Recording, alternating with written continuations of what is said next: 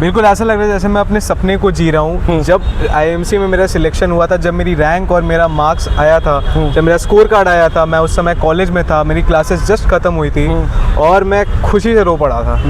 तो आज हम बात करेंगे आईआईएमसी के छात्रों से और जानने की कोशिश करेंगे कि आज उनका पहला दिन कैसा रहा।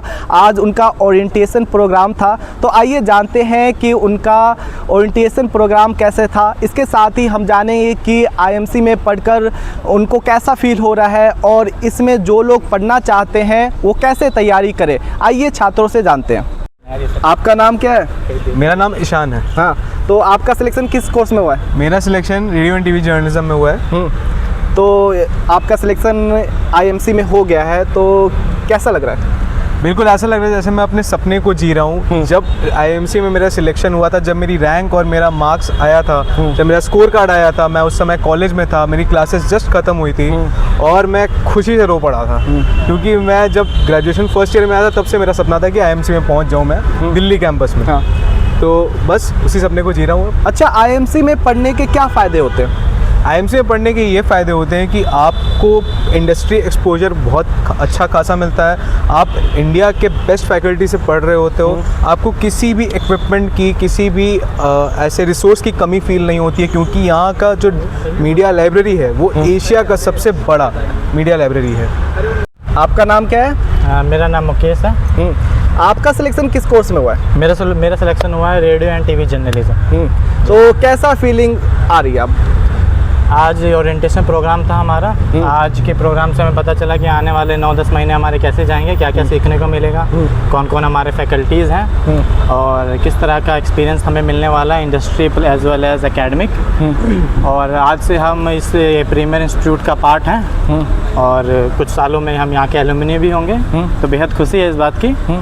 बाकी मेहनत करते हैं और मीडिया इंडस्ट्री में आगे बहुत आगे जाने की कोशिश करते हैं। अच्छा, आईएमसी के लिए बहुत सारे बच्चे प्रिपरेशन करते हैं, तो क्या आईएमसी का एग्ज़ाम टफ होता है क्या?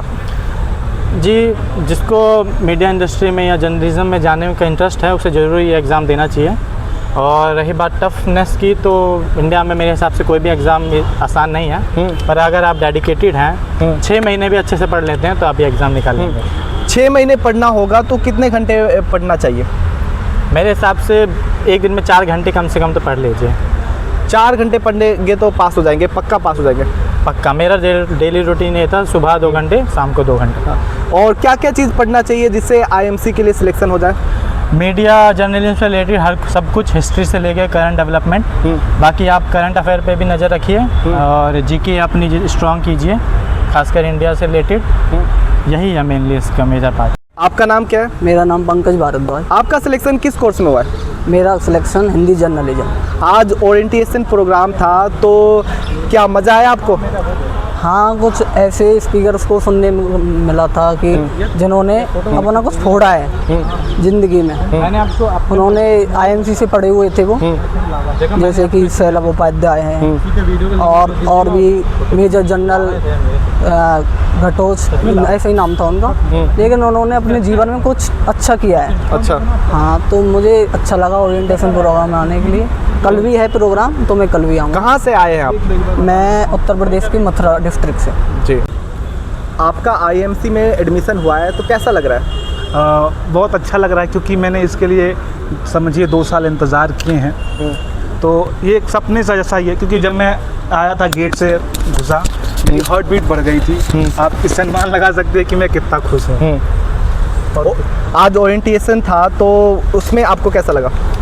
अच्छा था। थोड़ा ये था कि बहुत इंग्लिश बोल रहे थे लोग, मेरी थोड़ी इंग्लिश कमज़ोर है। हाँ। तो चीज़ें आधी समझ में आ रही थी, आधी नहीं समझ में आ रही थी। आप कहाँ से?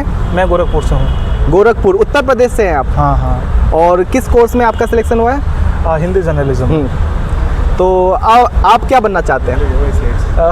हर पत्रकार का एक सपना होता है कि वो प्राइम टाइम पे आए और उससे बड़ा और कुछ नहीं हो सकता शायद। आपका नाम क्या है? हेलो, मेरा नाम श्रीकांत है। किस कोर्स में आपका सिलेक्शन हुआ है? हिंदी जर्नलिज्म। अच्छा, जो लोग यहाँ पर पढ़ते हैं तो उनको पैकेज क्या मिलता है?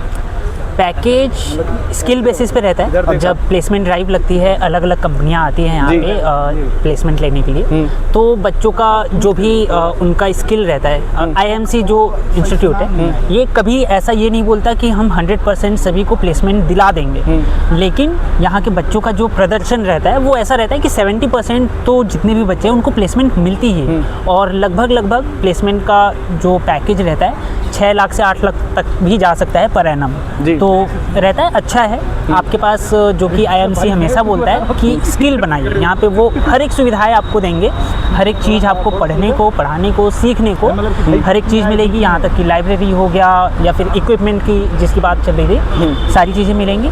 और उसका प्रयोग करके आप किस तरीके से उसको अपने व्यक्तित्व में ला रहे हो और अपना प्रदर्शन अच्छा कर रहे हो, और जो ड्राइव में जो भी रिक्रूटर्स आएंगे उनके सामने आप कैसा प्रदर्शन कर रहे हो उसके हिसाब से आपको पैकेज मिलता है। आप अपने जीवन में क्या बनना चाहते हैं?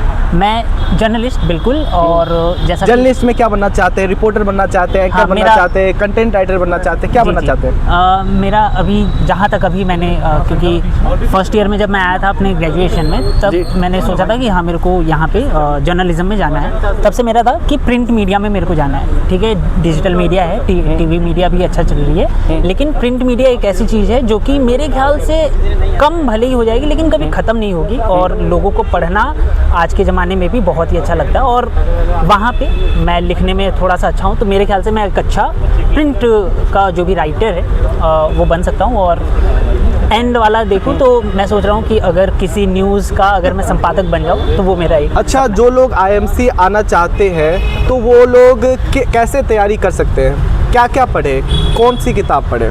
ओके, पढ़ने के लिए देखिए आप कोचिंग जो भी चलते हैं वो भी ले सकते हो और सेल्फ स्टडी भी कर सकते हो। जैसे मैंने सेल्फ स्टडी करी थी, उसमें यूट्यूब भी था, बुक्स भी थी और प्रीवियस ईयर क्वेश्चंस भी थे। बुक्स कौन कौन सी थी? मैंने सबसे पहले तो नेट जेआरएफ की जो पत्रकारिता की जो बुक आती है एक मैंने वो ले ली थी।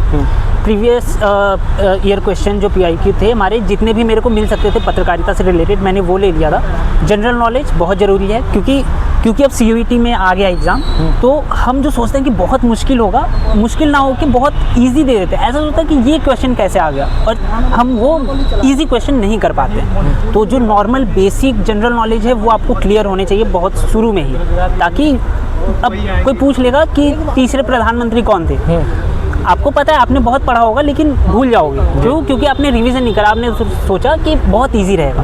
तो ये सारी चीज़ें अगर बचा के रखेंगे, और सिलेबस जो है आईएमसी का क्योंकि बहुत प्रिसाइज नहीं रहता है, आपको खुद से सिलेबस निकालना पड़ेगा। जैसे कि अवार्ड्स जितने सारे हो गए, चाहे वो पत्रकारिता के फील्ड में हो गए या फिर फिल्म हो गया, मैगजीन्स के जो भी अवार्ड्स हो गए, रैंकिंग्स हो गई, मूवीज़ दादा साहब फाल्के अवार्ड्स हो गए, सत्यजीत रे की मूवीज़ हो गई, ये सारी जो अलग अलग श्रेणियाँ होती हैं, अगर आप वो बना के और उसके हिसाब से तैयारी करोगे 6 महीना बहुत है, आराम से आप करोगे। तो हमने यहाँ पे छात्रों से बात की और जानने की कोशिश की कि यहाँ पर उनका पहला दिन कैसा रहा। तो उनका कहना है कि वो बहुत अच्छा फील कर रहे हैं। यहाँ पर देश के अलग अलग कोने से बड़े बड़े पत्रकार आए थे और उन्होंने ओरिएंटेशन प्रोग्राम में छात्रों को बहुत सारी बातें बताई और सीख दी। इसके साथ ही छात्रों ने बताया कि किस तरह से आने वाले छात्र आईएमसी के लिए प्रिपेयर कर सकते हैं। इस वीडियो पर आपकी क्या राय है, कमेंट करके बताएं।